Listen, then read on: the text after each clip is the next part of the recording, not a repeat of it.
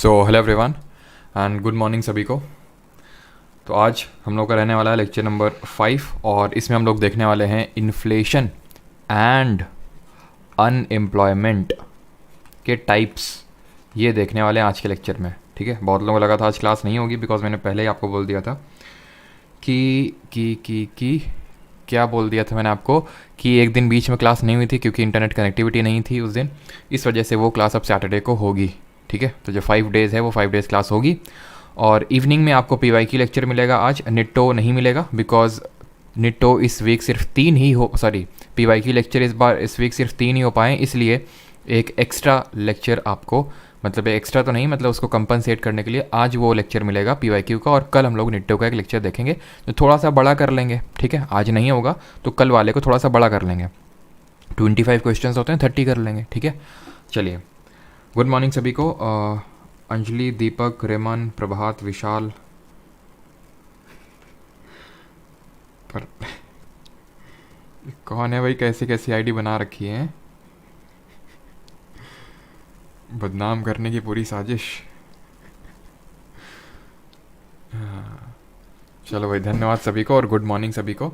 Start करते हैं। और भाई आज तो मेरे इधर पे बारिश हो रही है खूब, आपके इधर का क्या माहौल है पता नहीं, बता सकते हैं अगर बताना हो तो। लेकिन ध्यान रहे इन्फ्लेशन से फोकस ना हटे।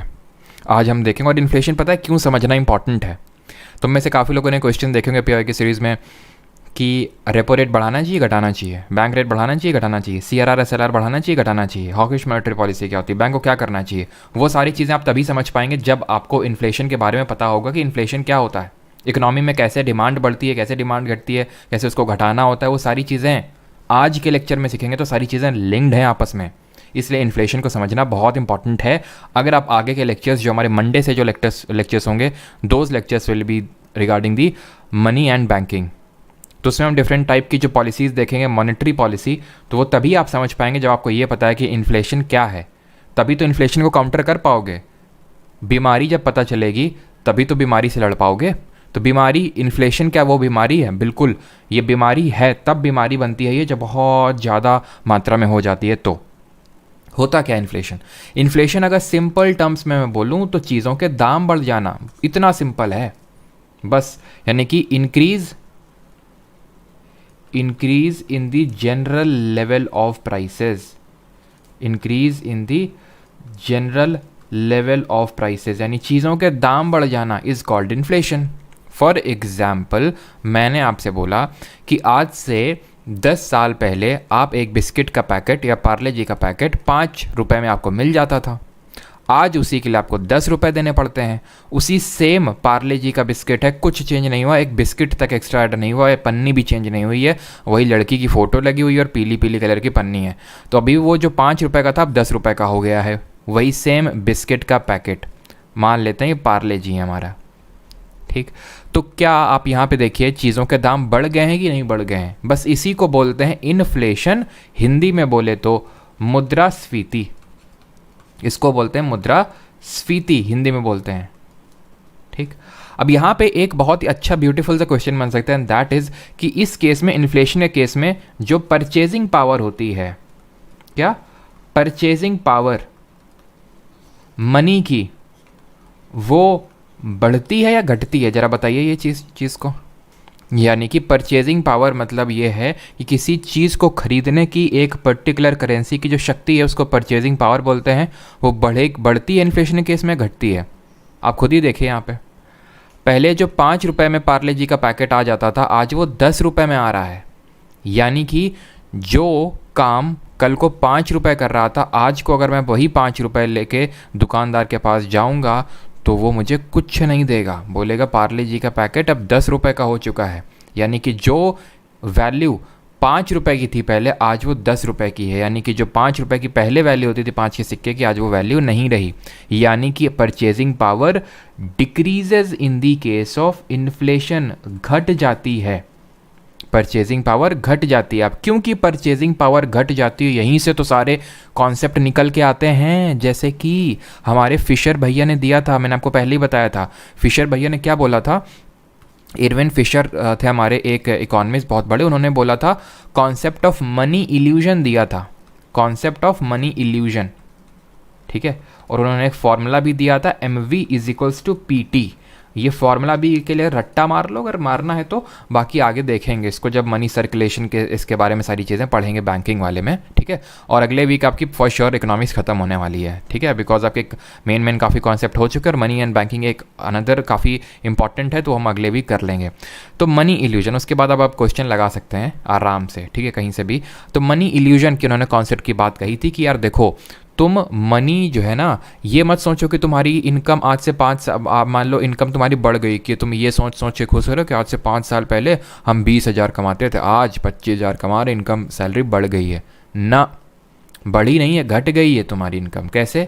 तुमको लग तो रहा है मनी का इल्यूजन हो रहा है तुमको, इल्यूजन मतलब एक रॉन्ग सेंस ऑफ नोशन हो रहा है कि तुम्हारी मनी बढ़ गई है, लेकिन ना, एक्चुअल में अगर देखा जाए तो 20,000 में जितनी चीज़ें आप पहले खरीद पाते थे वो आज नहीं खरीद पाते हैं।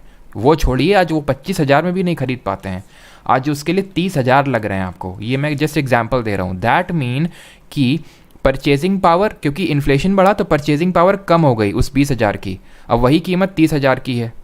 समझ रहे हैं आप? तो यहाँ पे आपकी सैलरी एक्चुअल में देखा जाए तो बढ़ नहीं घट गई है। यही बोला था इरविन फिशर ने।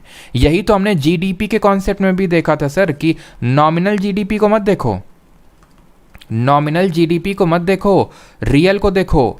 रियल कैसे निकालते हैं? Real GDP is adjusted to inflation, adjusted to inflation, यानी कि इससे हम इन्फ्लेशन को हटा देते हैं। अब नॉमिनल में तो क्या है कि जैसे कि फॉर एग्जांपल कल हमारी GDP इतनी थी, आज देखो आज हमारी GDP इतनी ग्रो कर गई है। भैया इन्फ्लेशन भी तो हो गया है, तो उसको हटा दो, तब आपको एक्चुअली पता चलेगा कि रियल में कितनी GDP ग्रो करी है। और इसके लिए अगर आपको याद हो, GDP डिफ्लेटर का यूज़ कर रहे थे। What was GDP deflator? GDP deflator था nominal GDP upon real GDP into 100, ऐसे करके हम GDP डिफ्लेटर, जो कि एक तरह से इंट्रेंसिक, वो चलो वो खैर चीज़ छोड़ो, अभी बस इतना देखो कि ये चीज़ इन्फ्लेशन वाला कॉन्सेप्ट आपको समझ में आया कि नहीं, कि एक्चुअल में इन्फ्लेशन है क्या। और इसीलिए अब मैं एक सवाल दागता हूँ आपके सामने, आप बताना कि इन्फ्लेशन जब होगा मुद्रास्फीति, तो हु विल बेनिफिट। मैं अपना एग्जाम्पल देता हूँ आपको। आप मेरे पास आए कि सर हमें 10,000 रुपये दे दो, मैंने आपको 10,000 रुपये दे दिए, ठीक है।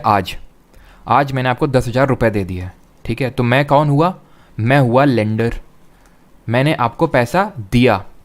आप कौन हुए? आप हुए डेटर या बोरोवर, आपने पैसा लिया मेरे से, ठीक।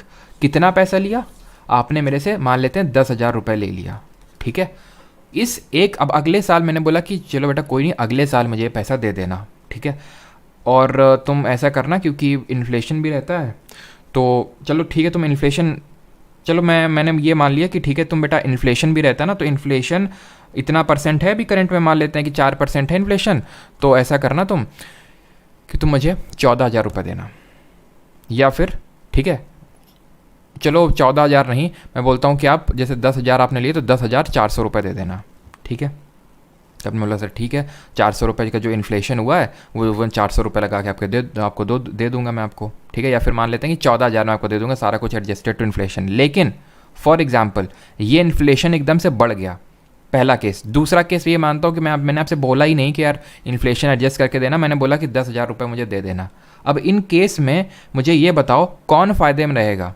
छोड़ दो तुम कि मैंने कितना इन्फ्लेशन, ये बस मैं आपको इतना बोल रहा हूँ कि 10,000 तुमने आज मेरे से लिए, अगले साल तुम मुझे लौटाओगे 10,000 रुपये। मुझे ये बताओ कि मैं बेनिफिट में रहूँगा, लेंडर रहेगा या डेटर रहेगा? ये बस मुझे बता दो, अगले साल तक कौन बेनिफिट में रहेगा? ध्यान रखना, ये debtor he will benefit, borrower. क्यों? क्योंकि जो 10,000 रुपये मैंने आपको दिए थे, अब अगले साल जो आप मुझे लौटा के देंगे, तो आज 10,000 की कीमत वो नहीं रही। 10,000 रुपये में जो मैं फॉर एग्जांपल आज को एक फ़ोन खरीद सकता हूँ, वही फ़ोन 1 साल बाद हो सकता है 12-13 हज़ार का हो जाएगा। तो एक्चुअल में मैंने 2 से 3 हज़ार रुपये अपने खो दिए। तो बेनिफिट किसने किया? डेटर ने। लूज़ किसका? अब जैसे कि तुमने 10,000 मेरे से लिए थे, तुम भले मुझे 10,000 लौटा रहे हो अगले साल, लेकिन एक्चुअल में वो 10,000 नहीं, तुम मुझे 8 ही हज़ार लौटा रहे हो, है ना, क्योंकि वो 10,000 की कीमत घट गई है। समझ रहे हैं? तभी बोला जाता है कि बैंकों में पैसा नहीं पड़े रहने देना चाहिए, उसको इन्वेस्ट करना चाहिए। आपको लग तो रहा है हो हमारे पास इतना पैसा है पड़ा हुआ है बैंक में, लेकिन आपको पता नहीं चल रहा धीरे धीरे धीरे धीरे धीरे धीरे उसके परचेजिंग पावर घटती जा रही है, आप नुकसान में जाते जा रहे हैं। अब उसके ज़्यादा डीप में नहीं जाते हैं। अब हम आते हैं कि इन्फ्लेशन कितने टाइप्स का होता है, या फिर इन्फ्लेशन, हाँ वही बोल सकते हैं कि इन्फ्लेशन होता क्यों है, कॉज ऑफ इन्फ्लेशन के types. Cause of inflation, inflation होता क्यों है, क्यों मुद्रास्फीति हो जाती है, क्यों चीज़ों के दाम बढ़ जाते हैं, क्यों चलती है पवन। तो यहाँ पे इसके डिफरेंट फैक्टर्स होते हैं। हम यहाँ पे देखने वाले हैं, वैसे तो होते हैं डिमांड पुल, कॉस्ट पुश और बिल्ट इन, बट यहाँ पे हम देखेंगे दो, डिमांड पुल और cost push. Cost push inflation पे फोकस करेंगे। इसको हिंदी में बोलते हैं मांग जनित, ठीक, और इसको बोलते हैं लागत जनित। लागत जनित फोकस करते हैं इस पे, डिमांड पुल पे। चीज़ों के दाम बढ़ रहे हैं, चीज़ों के दाम क्यों बढ़ सकते हैं, डिमांड पुल, डिमांड बढ़ रही है, हमें भी दो हमें भी दो हमें भी दो। बेचने वाले को लगा अरे बहुत डिमांड हो रही है, ले पैसा और बढ़ा देंगे हम, क्योंकि डिमांड तो आ ही रही है, हम भी तो प्रॉफिट कमाएं। फॉर एग्जाम्पल टमाटर वाला है बैठा हुआ है आराम से, भैया ले लो, तो वो प्राइस और कम, भैया इतने में ले लो। देखा है ना तुमने भाई, जब नहीं बिक्री होती तो आदमी को कम करना पड़ता है प्राइस। वो बात अलग है, कुछ ढीठ होते हैं कि नहीं हम तो इतने में बेचेंगे, चाहे लेना हो ले, चाहे ना लेना हो ना ले, बीड़ी बैठ के फूकेंगे लेकिन उतने में बेचेंगे। लेकिन इन जनरल मैं बात कर रहा हूँ कि फॉर एग्जाम्पल एकदम से इसकी दुकान पर भीड़ लग जाए, जैसे कि अभी हुआ था टमाटर केस में, लेकिन टमाटर वाला दूसरा केस है, कॉस्ट पुश में आएगा वो। लेकिन मान लेते हैं कि हाँ ऐसे ही मान लो बहुत लोग आ गए। ये बहुत लोग आ सकते हैं दो कारणों की वजह से। एक तो इनके पास पैसा बहुत बढ़ गया है, ठीक है। दूसरा ये है कि कमी हो गई है, जिस चीज़ के लिए आ रहे हैं ना उसकी कमी हो गई है। तो अगर पैसा बहुत बढ़ गया ना तो डिमांड पुल, डिमांड बढ़ गई है, और अगर उसकी सप्लाई कम हो गई है, कॉस्ट पुश। जैसे कि लोगों को मान लेते हैं कि हमारी सरकार दनादन करेंसी प्रिंट करती है। फॉर एग्जांपल आलिया भट्ट को मान लेते हैं कि फाइनेंस मिनिस्टर हम बना देते हैं, तो वो एक तरह से आरबीआई को गाइडलाइन देती है, क्योंकि हमारे यहाँ पे जो मिंटिंग ऑफ करेंसी है जो करती है वो आरबीआई करती है, सिवाय ₹1 का जो होता है आपका नोट, उसको इंडियन गवर्नमेंट करती है ₹1 वाला, बाकी सबको हमारी जो आरबीआई है वो करती है, ठीक है, अंडर आरबीआई एक्ट ऑफ 1935। तो दबा खूब करेंसी प्रिंट करवाई, खूब। आप में से कुछ लोगों को लगता होगा ना कि क्यों गवर्नमेंट जो है खूब पैसा नहीं यहाँ पे वो प्रिंट कर देती है और सबको पैसा दे दे, सबको पैसा बांट दे, सबको अमीर बना दे। यही होगा फिर, क्या होगा कि सबके हाथ में पैसा आ जाएगा, फिर तुम रुकोगे ना, ये फ़ोन वो फ़ोन, मतलब जल्दी जल्दी उसको करोगे। लेकिन क्योंकि पैसा सबके हाथ में आ चुका है, उसके अवज में प्रोडक्शन तो हुआ नहीं है।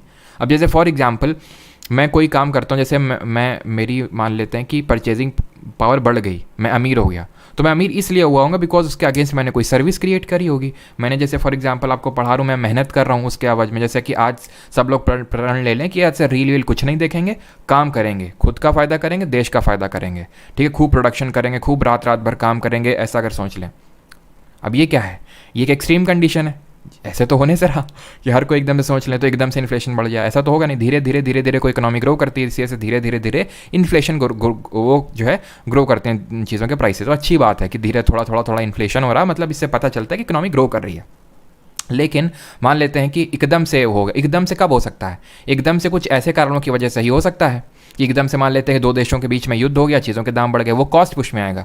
लेकिन मान लेते हैं कि सरकार ने जम के प्रिंटिंग ऑफ करेंसी कर दी, जैसे कि काफ़ी कंट्रीज़ ने किया, ऐसा नहीं कि मतलब मजाक में किया है, कुछ देशों ने, जैसे कि जिम्बाब्वे वगैरह हो गए, इन्होंने पहले कर रखा है। इससे होगा क्या, बहुत डिमांड बढ़ेगी, और क्योंकि वो बढ़ गया है, लोगों के हाथ में पैसा बढ़ गया है।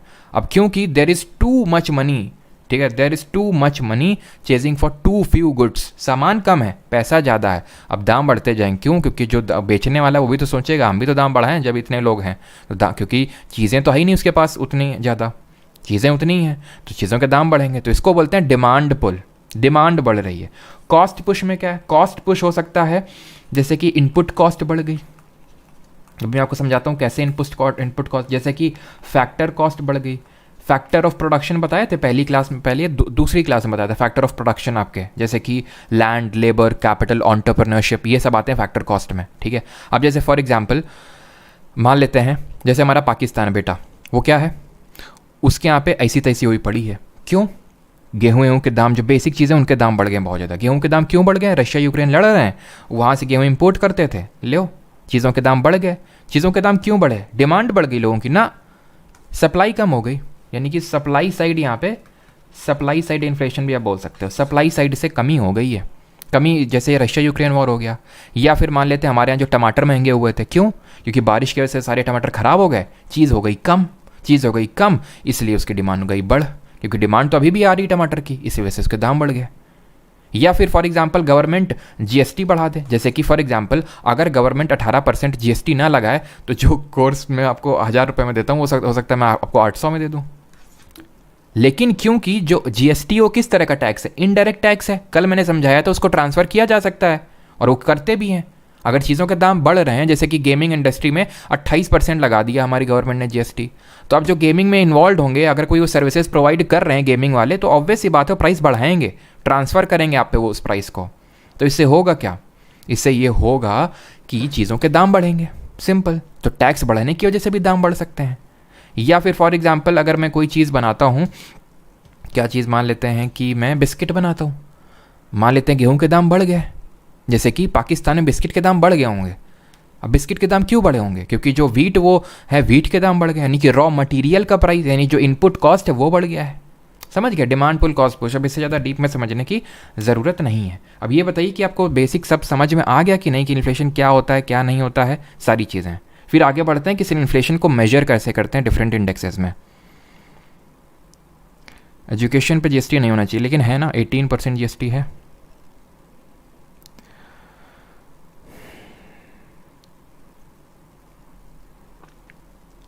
बिल्कुल अमन जायसवाल, हर इनकम पे टैक्स लगता है। एग्रीकल्चरल जो इनकम होती है उस पर अभी करेंटली टैक्स नहीं लगता है, लेकिन जल्दी उस पर भी लगने लगेगा। बिस्कुट होता है, हाँ सॉरी बिस्किट बोल दिया मैंने गलती से। चलो यहाँ तक क्लियर है सबको? डिमांड पुल एक बार और स्वप्निल चटर्जी, डिमांड पुल का मतलब है आपके हाथ में पैसा ज़्यादा आ गया है तो आप डिमांड ज़्यादा कर रहे हैं, बात ख़त्म। ठीक है, आपके हाथ में पैसा ज़्यादा आ गया। पैसा किस वजह से ज़्यादा आ सकता है? हो सकता है गवर्नमेंट आज को टैक्स घटा दे। आज फॉर एग्जांपल मैं कुछ पे मतलब इनकम टैक्स पे करता हूँ, टैक्स घटा दे, मेरे पास ज़्यादा पैसा होगा, ज़्यादा खर्च करूँगा, सिंपल। डिमांड ज़्यादा करूँगा मैं किसी चीज़ की। जीएसटी अगर मान लो कि आज गवर्नमेंट चेंज होती है, जीएसटी जो आज लग रहा है 18%, उसको घटा के 8% कर दे, तो मैं अपना कोर्स की फ़ीस कम कर दूँगा। ठीक है, तो उससे क्या होगा? अगर टैक्स कम हो जाएगा तो आपके हाथ में पैसा ज़्यादा बचेगा, फिर आपको कम वो करना पड़ेगा।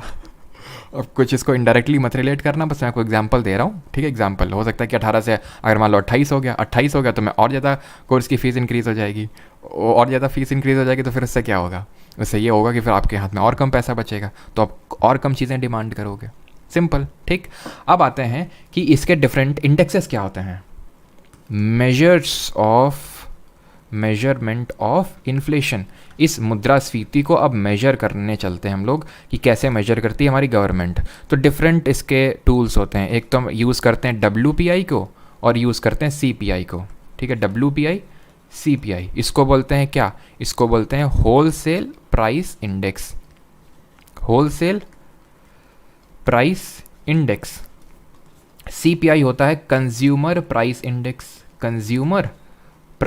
इंडेक्स।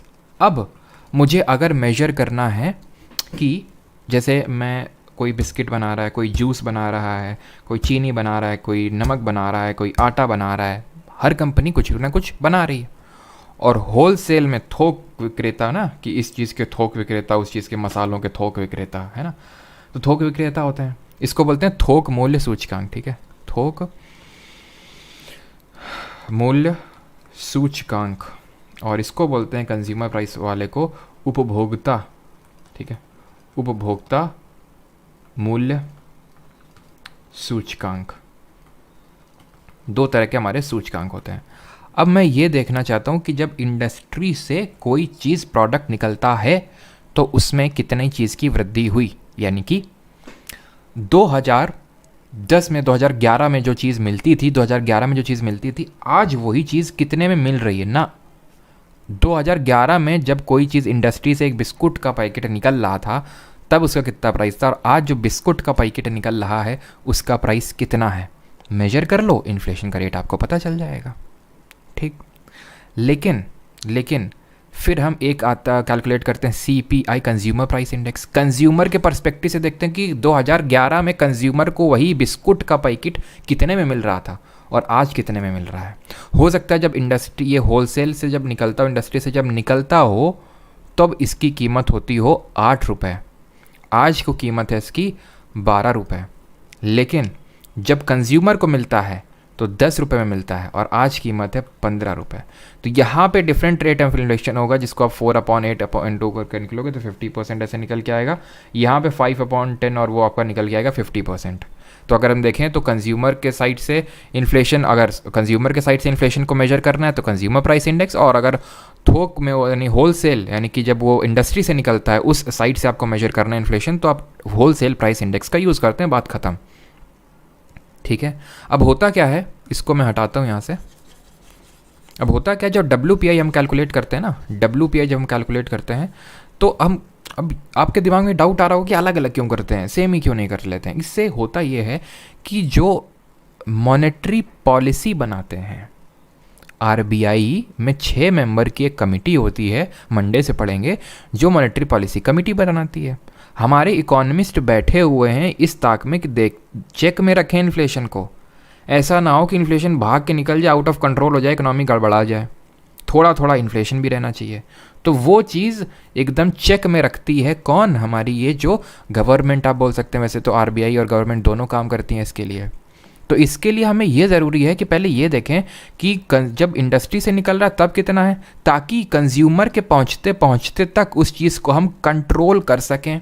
अगर कुछ ऐसा है तो पहले ही हर महीने, क्योंकि डेटा पब्लिश होते हैं, तो हमारे बहुत सारे जो गवर्नमेंट सर्वेंट्स होते हैं जो इसमें इन्वॉल्व हैं, तो वो जाते हैं मंडियों में, वो दाम पता करते हैं, सारा काम वो होता है इस तरह से। ठीक है, तो उसको होलसेल प्राइस इंडेक्स बोलते हैं, जो हमारा एक तरह से, इसमें सर्विसेज नहीं होती हैं। जैसे होलसेल प्राइस इंडेक्स में बात करें तो इसमें वेटेज दिए जाते हैं, बहुत सारी चीज़ें होती हैं, बस आप इसमें ये चीज़ याद रखना, more weightage to manufactured goods, more weightage to manufactured goods, इसमें वेटेज दिया जाता है। सर वेटेज का मतलब क्या होता है?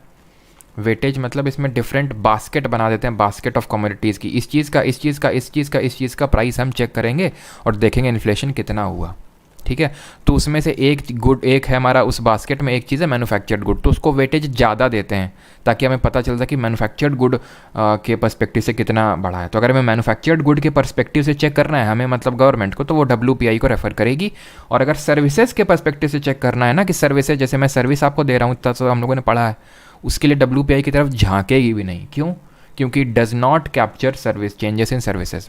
ये सिर्फ मैन्युफैक्चर्ड गुड, हम ये बोल सकते हैं ये सेकेंडरी सेक्टर को देख रहा है, सिर्फ तो नहीं, लेकिन ज़्यादातर वो सेकेंडरी सेक्टर को देख रहा है, थोड़ा बहुत प्राइमरी सेक्टर को, टर्शरी सेक्टर में तो की तरफ देख ही नहीं रहा है। टर्शरी सेक्टर का अगर देखना इन्फ्लेशन तो CPI की तरफ जाओ।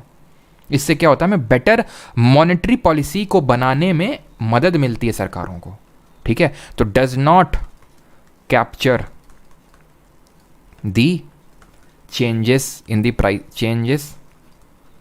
Prices of services, in the prices of services. CPI में क्या है, CPI में more weightage is given to food. ठीक है, more weightage to food items को ज़्यादा वेटेज दिया जाता है। क्यों?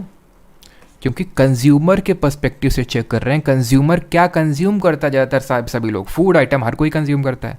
अब फॉर एग्जांपल स्मार्टफोन ले लूँ, बहुत लोग हैं गाँव में जो स्मार्टफोन नहीं है, उसके कंज्यूमर नहीं है। ठीक है, तो मतलब ऐसा नहीं कि उसको चेक ही नहीं किया जाता, मैं बोल रहा हूँ कि इसको ज़्यादा वेटेज दिया जाता है, क्योंकि भाई कंज्यूमर के साइड से देख रहे हैं और कंज्यूमर का तो कोर है फूड आइटम, तो इसलिए इसको थोड़ा ज़्यादा वेटेज देते हैं ताकि इफेक्टिवली पता चले कंज्यूमर के साइड से। कंज्यूमर प्राइस को ज़्यादा वेटेज दिया जाता है। अब यहाँ पे देखते हैं बेस ईयर। बेस ईयर का मतलब क्या होता है, अभी मैंने बताया ना, जैसे कि अगर मैं बोलूँ कि मेरा वेट इतना बढ़ गया है, तो मैं किसी के रिस्पेक्ट में बोल रहा हूँ ना, कि पिछले साल मेरा इतना था तो अब इतना बढ़ गया इतने %, या 5 साल पहले इतना था वेट, आज इतना % बढ़ गया है। कोई रेफरेंस ईयर होगा ना, जैसे GDP में रेफरेंस ईयर क्या था, कमेंट में ज़रा लिखिए, कमेंट में मुझे लिखिए जल्दी से कि बेस ईयर क्या था GDP को जो हम कैलकुलेट कर रहे थे, और कौन कैलकुलेट कर रहा था GDP को, जल्दी से। तो यहाँ पे ध्यान रखना, जो बेस ईयर है वो वही है जो GDP वाला है। अगर आपको याद हो 2011-12, यहाँ पे भी 2011-12, पहले एक्चुअल में ये 2012 4-5 हुआ करता था बेस ईयर, लेकिन फिर एक सौमित्र चौधरी कमेटी बनी थी, उसने बोला कि नहीं 2004-5 नहीं, पुराना हो चुका है, बेस ईयर को 2011-12 कर दीजिए। ठीक है, वो होता रहता है, उसमें कोई बड़ी चीज़ नहीं है। ये चीज़ याद रखना कि फर्स्ट टाइम ये पब्लिश हुआ था, फर्स्ट टाइम प्री इंडिपेंडेंस 1942 में। वैसे क्वेश्चन मैंने अभी तक देखा नहीं एसएससी में इस तरह का, लेकिन अगर पूछ ले तो 2011-12 आपका बेस ईयर है। ठीक, और इसको कौन कंपाइल और पब्लिश करता है? ठीक है, कौन कंपाइल और पब्लिश करता है? तो पब्लिश्ड बाय, याद रखना, WPI को अलग करती है संस्था जिसका नाम है office of economic adviser, in short OEA, office of economic adviser, in short OEA, जो आता है कौन सी मिनिस्ट्री में? गेस करिए ज़रा। और इसकी अगर बात करें तो ये नेशनल स्टैटिस्टिक्स ऑफिस, जो पहले CSO होता था, central statistical office, plus NSSO, वो अब दोनों मर्ज होके नेशनल स्टैटिस्टिक्स ऑफिस बन चुके हैं। स्टैटिस्टिक्स ऑफिस, NSO जिसको शॉर्ट में बोलते हैं, ये किस मिनिस्ट्री के अंडर आता है? तो ये जो ऑफिस ऑफ इकोनॉमिक एडवाइज़र है, ये ministry of commerce and industry के अंदर आता है। और ये जो है मॉस्पी के अंडर आता है। मॉस्पी मतलब ministry of statistics and programme implementation. ठीक है, और ये जो फर्दर अगर डिपार्टमेंट पूछ ले तो डिपार्टमेंट है department of promotion of industrial and information trade, इस तरह से इसका फुल फॉर्म है DPIIT, इसका मतलब ये डिपार्टमेंट है। ये जो डिपार्टमेंट है ये आपका मिनिस्ट्री के अंडर आता है, और वो मिनिस्ट्री आपकी ministry of commerce and industry. ठीक है, इसका हाँ डिपार्टमेंट ऑफ, यहाँ पे मैं लिख देता हूँ, वैसे तो पूछेगा नहीं बट फिर भी, डिपार्टमेंट ऑफ नहीं होगा, डिपार्टमेंट फॉर, ठीक है, department for promotion of industry and internal trade. ठीक है, और मेरी अच्छी राइटिंग के लिए धन्यवाद, जो आप लोग मुझे काफ़ी अप्रिशिएट कर रहे हैं। ठीक है, तो MoSPI ministry of statistics and programme implementation के तहत आपका ये CPI को पब्लिश करने का काम है। CPI में थोड़ी सी एक्स्ट्रा चीज़ें देख लेते हैं, एंड दैट इज़, अगर पूछ लेता है CPI हमारा डिफरेंट टाइप का है। पहली बात, जो हमारी गवर्नमेंट है ना, जगह है क्या, हाँ लिख देते हैं यहाँ पे, जो हमारी RBI है, RBI uses CPI to target inflation. समझ रहे हैं आप? अगर जो हमारी मॉनेटरी पॉलिसी कमेटी बैठती है RBI की, वो किस डेटा को यूज़ करती है? वो CPI का यूज़ करती है। तो सर इस WPI का कौन यूज़ करता है? WPI का जैसे गवर्नमेंट को देखना है कि भाई होलसेल के साइड से, या फिर RBI को भी देखना है कि होलसेल के साइड से कितना क्या है, लेकिन वो कोर मानती है CPI को। और CPI कौन सा? CPI combined. Sir CPI combined मतलब वही तो बताने जा रहे थे आपको, और लेकिन आपने रोक लिया हमको। CPI हो जो होता है वो डिफरेंट टाइप का होता है। CPI एक होता है CPI इंडस्ट्रियल वर्कर। ठीक है, CPI इंडस्ट्रियल वर्कर के साइड से अगर हमें निकालना है कि जो इंडस्ट्रीज़ में जो वर्क कर रहे हैं उनके साइड में कितना इन्फ्लेशन आया। ठीक है, कंज्यूमर, वो कंज्यूमर है एक तरह से, उनके साइड से कितना इन्फ्लेशन आया अगर हमें देखना है तो CPI अलग से वो होता है industrial worker. CPI agricultural labour, कि उनकी इनकम में क्या चेंज आया, कितना क्या वो कंज्यूम कर रहे हैं, अगर वो देखना है तो एग्रीकल्चरल वर्कर के साइड से CPI एग्रीकल्चरल लेबर होता है। CPI अगर हमें देखना है रूरल लेबर, क्योंकि भाई एग्रीकल्चर वर्कर कहाँ पे हैं? रूरल में ही है। ठीक है, लेकिन क्या हर कोई एग्रीकल्चर में ही लगा हुआ है क्या? नहीं, कुछ लोग और भी काम में लगे हुए हैं, तो उनके लिए CPI रूरल वर्कर। तो अलग अलग साइड से, ताकि हमें एग्जैक्ट, बहुत ही प्रिसाइज, बहुत ही ढंग से पता चल सके कि किसके साइड में ज़्यादा इन्फ्लेशन है, ताकि एकदम वही ना कि जहाँ पे, अब जैसे कि बुखार है, बुखार तो एक जनरल सेंस टर्म हो गया ना। बुखार किस वजह से? भाई मलेरिया तो नहीं हो गया है, टाइफॉइड तो नहीं हो गया है। अलग अलग बीमारी अलग अलग ऑर्गन को जाके अफेक्ट करती है ना, हमारे अलग अलग चीज़ों को जाके अफेक्ट करती है ना बॉडी में अंदर। तो उसके लिए टारगेटेड हमारी दवा होती है कि वो सीधे वहीं जाके टारगेट करेगी।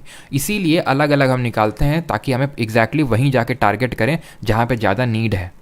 ठीक है, अब इन जनरल ऐसा तो नहीं इन्फ्लेशन है, लो भैया इन्फ्लेशन में तो ये चीज़ कर दो, पता चलो लो अभी भी इन्फ्लेशन काउंट टैकल में नहीं आ रहा है, मतलब आपने स्पेसिफिक वहीं मार नहीं मारी जहाँ पे मारनी चाहिए थी। तो ये 3 तरह के होते हैं। और एक तरह का और होता है CPI, and that is CPI, या तो मतलब ये बोल सकते हो ये टोटल 6 तरह का होता है, या फिर ये है CPI, इसमें आपका अलग से CPI अर्बन, CPI रूरल और CPI कंबाइंड। ये हम निकालते हैं। मतलब एक तो इंडस्ट्रियल वर्कर की साइड से देखा, एक एग्रीकल्चरल वर्कर की साइड से देखा, एक रूरल वर्कर की साइड से देखा, एक अर्बन इन जनरल, एक रूरल इन जनरल और एक कंबाइंड इन जनरल। इन तीनों को जो निकालता है, इन तीनों को जो पब्लिश करता है वो लेबर ब्यूरो करता है। लेबर ब्यूरो जो कि आता है मिनिस्ट्री ऑफ लेबर के अंदर, ठीक। और इसका जो बेस ईयर है, ये मैं थोड़ा सा डीप जा रहा है, ठीक है। मतलब ये बहुत ज़्यादा इससे क्वेश्चंस नहीं पूछेगा, बट फिर भी क्योंकि सारी चीज़ें इसलिए कर रहे हैं ताकि अगर इस पर क्वेश्चन आ जाए तो। अब मैं इसका मतलब ये नहीं आपको डीप में बहुत लेके जा रहा हूँ, क्योंकि इसमें भी फिर इंडस्ट्रियल वर्कर में क्या क्या एलिमेंट्स होते हैं, एग्रीकल्चरल वर्कर में क्या क्या एलिमेंट होते हैं, वो मैं आपको नहीं करवा रहा हूँ यहाँ पे, ठीक है। और ये होते हैं जो हमारा अभी जो हमने देखा बेस ईयर वही 2011-12, ठीक है। और इसमें वही जो हमारा NSO under ministry of statistics and programme implementation, वो इसको कैलकुलेट करती है, ठीक।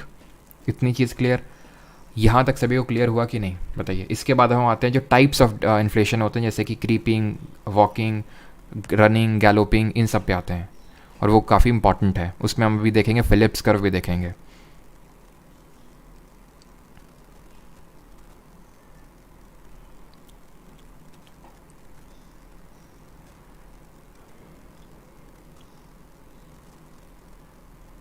क्लियर हो गया? CSO ने गगन अभी वो NSO हो चुका है ना।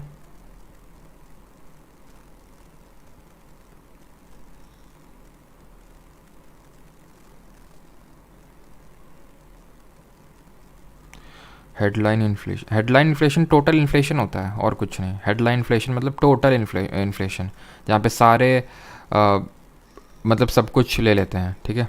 यूजुअली हम फूड और जो एनर्जी होता है उसको ज़्यादा वेटेज देते हैं, उतना इंपॉर्टेंट नहीं वो, ठीक है। मतलब एक तरह का कोर इन्फ्लेशन बोल सकते हैं, जो कोर इन्फ्लेशन होता है उसको हेडलाइन इन्फ्लेशन बोलते हैं। और किसी कोई डाउट? अभी आते हैं गैलोपिंग पे, वही अभी करवाने वाला है।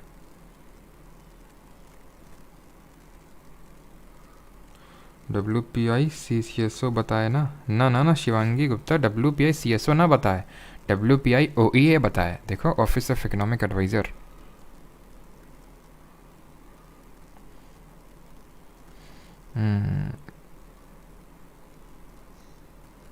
चलो अभी आते हैं टाइप्स ऑफ इन्फ्लेशन पे, ठीक है।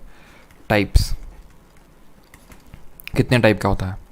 क्रीपिंग, रेंग रहा है, वॉकिंग, चल रहा है, रनिंग, दौड़ रहा है, गैलोपिंग, उछाल मार रहा है, हाइपर, पगला गया है, ठीक है। तो यहाँ पे इन्फ्लेशन, ठीक, ये करने में बड़ा मज़ा आता है, 2 कॉमा लगाने में। तो अब आते हैं क्रीपिंग, वॉकिंग, रनिंग और गैलोपिंग और हाइपर में क्या अंतर होता है। तो अगर इन्फ्लेशन का जो रेट है वो 3 to 4% में, यानी कि जो इन्फ्लेशन है वो बहुत ही कॉन्टिन्यूअस तरीके से 3 से 4% बढ़े जा रहा धीरे धीरे मध्यम 3 to 4%। क्रीपिंग इन्फ्लेशन थोड़ा और ज़्यादा हो रहा है, 4 to 10%। वॉकिंग कर रहा है 10 to 20%। उछाल मार रहा है, ठीक है, मतलब दौड़ रहा है 20 से लेके 100% उछाल मार रहा है। और अगर 100 से भी ज़्यादा हो गया ना तो वो अब हाइपर हो चुका है। बस इतना ही है टाइप ऑफ इन्फ्लेशन। अब यहाँ पे हम देखते हैं कुछ और टाइप का इन्फ्लेशन, दैट इज़ डिसइन्फ्लेशन। क्या होता है डिसइन्फ्लेशन? ये भी टाइप ऑफ इन्फ्लेशन ही देख रहे हैं, वो था रेट के बेसिस पे। डिसइन्फ्लेशन भी रेट के बेसिस पे ही है। अब यहाँ पे देखते हैं डिसइन्फ्लेशन क्या होता है। कोई गेस करना चाहेगा? चलिए ठीक है, कमेंट में लिखिए ना लिखिए, लेकिन इमेजिन मतलब खुद से सोचिए कि डिसइन्फ्लेशन क्या हो सकता है, ताकि मैं आपका एक मिथ ब्रेक कर दूं अगर आपका मिथ है तो। डिसइन्फ्लेशन का मतलब क्या है? तो डिसइन्फ्लेशन, अब आपने समझ लिया, सोच लिया। अब डिफ्लेशन, मैं आपसे पूछता हूँ डिफ्लेशन क्या है? फिर डिफ्लेशन क्या है? इन दोनों में अंतर क्या है वो समझो। डिफ्लेशन है इन्फ्लेशन का उल्टा। डिसइन्फ्लेशन इन्फ्लेशन का है एक प्रकार, टाइप। डिफ्लेशन का मतलब है अपस्फीति। वो था इन्फ्लेशन मुद्रास्फीति। सिंपल लिख देता हूं, ऑपोजिट ऑफ इन्फ्लेशन। मतलब कि इन्फ्लेशन क्या था? Rise in the general level of prices, increase in, यहां पे क्या हो जाएगा? Fall in the general level of prices, in the general level of prices, यानी कि अगर मैं आपसे बोल दूं कि कल को जो बिस्किट 10 रुपए का मिलता था आज वो 5 रुपए का मिल रहा है, that will be called as deflation. Deflation अपस्फीति हो गई, यानी कि इस केस में परचेजिंग पावर, बताइए परचेजिंग पावर इंक्रीज और डिक्रीज क्या होगा और किसको फायदा होगा, डेटर और लेंडर। डिसइंफ्लेशन है जब रेट ऑफ इन्फ्लेशन कम हो रहा हो, rate of inflation is decreasing, जब आपका rate of inflation fall in the rate of inflation, यानी कि अगर कल आज से 3 साल पहले मान लेते हैं 2020 में 10% था इन्फ्लेशन का रेट, 2021 में 8% हुआ, 2022 में 7% हुआ, 2023 में 5% हो गया। क्या हो रहा है, इन्फ्लेशन अभी भी तो है, 10% था, 8, 7, 5 अभी भी तो इन्फ्लेशन है, लेकिन इन्फ्लेशन की जो दर है वो घटती जा रही है। दैट मीन वो डिसइन्फ्लेशन, इन्फ्लेशन है लेकिन इन्फ्लेशन का दर घट रहा है, यहाँ इन्फ्लेशन है ही नहीं, यहाँ डिफ्लेशन है, opposite of inflation. Is that clear? अब यहाँ से एक इम्पॉर्टेंट थ्योरी आपको मैं बताता हूँ, वो थ्योरी दी थी फिलिप्स जी ने। फिलिप्स ने ये बोला कि जब जब तुम घर में बत्ती जलाओगे तब तब तुम हमारी याद करोगे। नहीं नहीं, ऐसा नहीं है। फिलिप्स ने ये बोला कि इन्फ्लेशन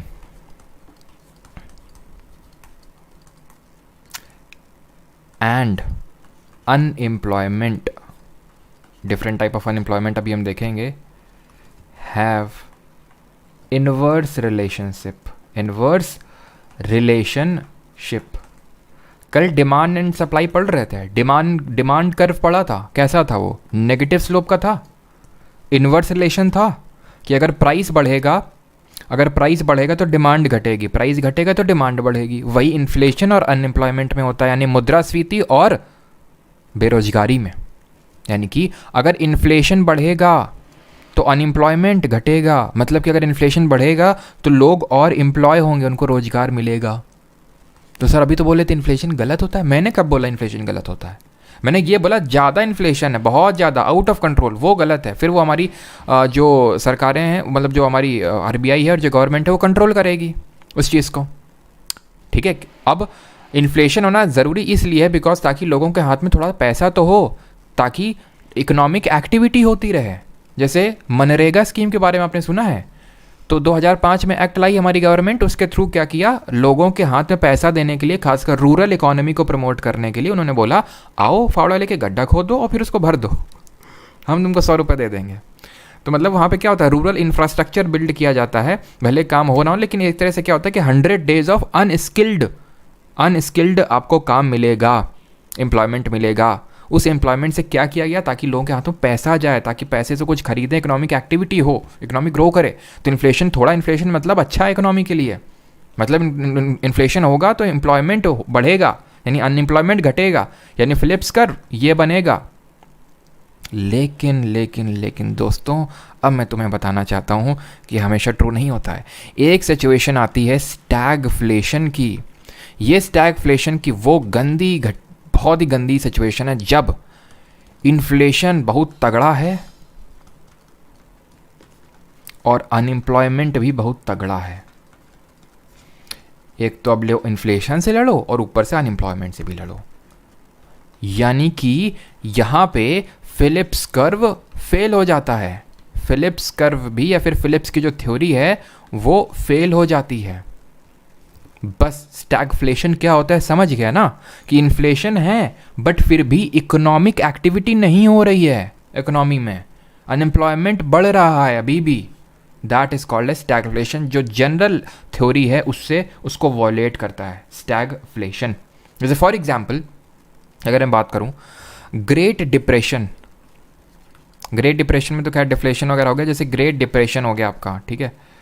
ग्रेट डिप्रेशन हुआ था यूएसए में 1930-33 के टाइम पे। कभी कभी पूछ लेता है एसएससी में ग्रेट डिप्रेशन और ग्रेट रिसेशन कब हुआ था, ठीक है। ग्रेट रिसेशन हुआ था तो बहुत लोगों ने अपनी जॉब लूज़ करी, इकोनॉमिक एक्टिविटी कम हो रही थी धीरे धीरे। यहाँ पे इकोनॉमिक एक्टिविटी क्या थी धीरे धीरे, रिसेशन होता क्या है, sustained period of decline in economy, economy धीरे धीरे गिर रही है। एक्चुअल में देखा जाए तो ये डिफ्लेशन के केसेस हैं। डिफ्लेशन मतलब इकोनॉमी गिर रही है धीरे धीरे धीरे धीरे, इकोनॉमिक एक्टिविटी हो ही नहीं रही है, लोग अपनी जॉब लूज़ कर रहे हैं।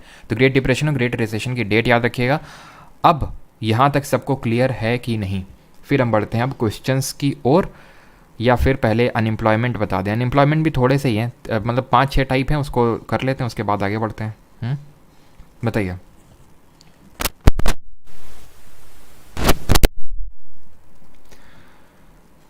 अच्छा, एक चीज़ यहाँ पे आपको बताता हूँ, अगर कभी पूछ ले आपसे, एंड दैट इज़ इसके बाद लिखना जो नोट्स बना रहे हैं, ठीक है, इसके बाद लिखिएगा आप CPI WPI CPI के बाद लिखिएगा ये जो मैं चीज़ अभी बताने जा रहा हूँ। दैट इज़ अबाउट IIP, ठीक है, that is about IIP। IIP क्या है? How America control inflation and rupee rate, please tell us. ये बैलेंस ऑफ पेमेंट वगैरह उसमें देखेंगे साहिल जी, ठीक है, जब मनी एंड बैंकिंग देखेंगे बैलेंस ऑफ पेमेंट वहाँ पे। प्राची पंडित, रेसेशन, रेसेशन मतलब बताया था sustained period of decline in economy, जब डिमांड घट रही है, डिक्लाइन हो रही है इकोनॉमी, और ऐसा नहीं कि चलो आज मतलब 1 साल हो गई, वो घटे जा रही है काफ़ी टाइम से।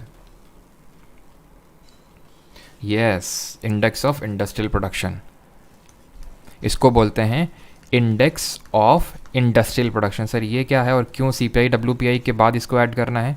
क्योंकि अगर हमें इंडस्ट्री के साइड से चेक करना है कि वॉल्यूम ऑफ इंडस्ट्रियल प्रोडक्शन कितना हुआ, इंडस्ट्रीज़ कितना प्रोड्यूस कर रही हैं, तो हम IIP एक इंडेक्स होता है जिसका बेस ईयर वही सेम होता है 2011-12, इसको वही मेजर करता है, पब्लिश करता है। जो CPI को करता है वो कौन होगा बताइए ज़रा? CPI को जो करता है वो होगा NSO अंडर मॉस्पी। ये क्या करता है? ये इंडस्ट्रीज़ को उठाता है, उनके वॉल्यूम ऑफ प्रोडक्शन को चेक करता है, जिससे कि बेटर पॉलिसी मेकिंग हो सके कि भाई कितना इंडस्ट्री में प्रोडक्शन हो रहा है। इससे इन्फ्लेशन को भी जानने में थोड़ी बहुत मदद मिलती है। इसमें हम यूजुअली जो हमारी 8 कोर इंडस्ट्रीज़ होती हैं, 8 कोर इंडस्ट्रीज़, उनका इसमें हिस्सेदारी या फिर कंट्रीब्यूशन 40% का रहता है। इसका मतलब क्या है? इसका मतलब ये है कि जो हम इंडस्ट्रीज़ इसमें लेते हैं, हमारे देश में कुछ कोर इंडस्ट्रीज़ हैं, कोर 8 कोर इंडस्ट्रीज़ डिक्लेयर करी गई गवर्नमेंट के द्वारा, जैसे कि कोल, क्रूड ऑयल कच्चा तेल, नेचुरल गैस, सीमेंट, सीमेंट वैसे तो और भी हैं, लेकिन मैं सोच रहा हूँ क्यों ना जब मैं लिख ही रहा हूँ तो इनको ऑर्डर में लिखूँ। फिर कौन सा ऑर्डर? कि जो इनका IIP में जो ऑर्डर है ना, उस ऑर्डर में मैं कहना क्या चाह रहा हूँ अभी आप समझेंगे। पहले ये देखिए, इसमें सबसे ज़्यादा जो 8 कोर इंडस्ट्रीज़ 40% हैं IIP की, मतलब 8 कोर इंडस्ट्रीज़ हैं 40%, बाकी कुछ और इंडस्ट्रीज़ भी होंगी जो 60% होंगी, ठीक है। तो इसमें सबसे ज़्यादा जो कंट्रीब्यूशन देती है वो रिफाइनरी वाली इंडस्ट्री है, जिसका हम चेक करते हैं रिफाइनरी प्रोडक्ट्स, ठीक है, रिफाइनरी प्रोडक्ट वाली इंडस्ट्री। देन आपकी इलेक्ट्रिसिटी वाली इंडस्ट्री, स्टील आती है 3rd नंबर पे, ऑर्डर में लिख रहा हूँ, उसी में 8 करोड़ इंडस्ट्रीज़ भी हो जाएंगी और आपका ऑर्डर भी हो जाएगा, ठीक है। फिर आता है इसका में कोल, देन आता है आपका इसमें क्रूड ऑयल, देन आपका आता है इसमें natural gas, 3 4 5 6, okay, natural gas, ठीक है। 7वां है आपका सीमेंट, और जिस सबसे कम वेटेज होता है वो होता है फर्टिलाइज़र का, ठीक है, फर्टिलाइजर्स का। तो टोटल 8 हैं, 8 कोर इंडस्ट्री जो गवर्नमेंट डिक्लेयर कर रखी हूँ, 40% बनाते हैं IIP का। बस इसमें इतना ही है, ख़त्म बात।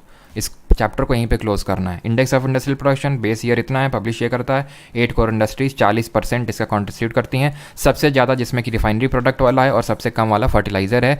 ये सारा ऑर्डर में रटने की ज़रूरत नहीं है, सबसे ज़्यादा वाला देख लो, सबसे कम वाला देख लो, और एक बार नज़र डाल लो कि अगर पूछ ले इनमें से 8 कोर इंडस्ट्रीज़ कौन सी नहीं है तो आप बता पाएँ। वैसे तो आप समझ सकते हैं कि ये कोर इंडस्ट्रीज़ ही है हमारी, जिन पे और भी बहुत सारी हमारी इंडस्ट्रीज़ डिपेंड करती हैं।